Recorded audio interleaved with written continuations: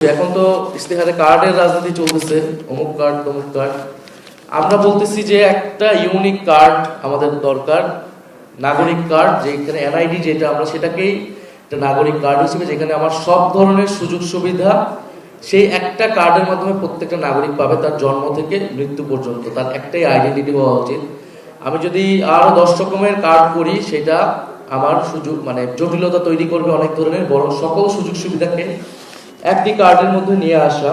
ধর্মবিদ্বেষ, আমাদের সাম্প্রদায়িকতা, সংখ্যালঘু নিপীড়ন, জাতি পরিচয়ের কারণে যে বৈষম্যমূলক আচরণ, সেটার জন্য আমরা মানবাধিকার কমিশনের একটা বিশেষ সেল থাকবে, যারা আমাদের সংখ্যালঘু, মানবাধিকার হরণ এবং যে কোনো পরিমাণ ধর্মবিদ্বেষের বিরুদ্ধে তারা কথা বলবে এবং সেই অধিকারগুলো নিশ্চিত করবে।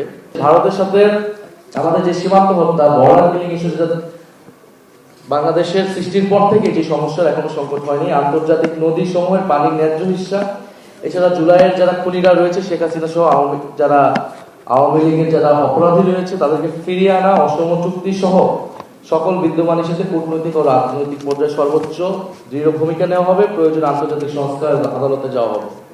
দ্বিপাক্ষিক এবং বহুপাক্ষিক কূটনীতির মাধ্যমে রোহিঙ্গা সংকট মানবিক সমাধান ও আসিয়ানে যুক্ত হয়ে দক্ষিণ পূর্ব এশিয়ার দেশগুলোর সাথে সম্পর্ক উন্নয়ন করা হবে।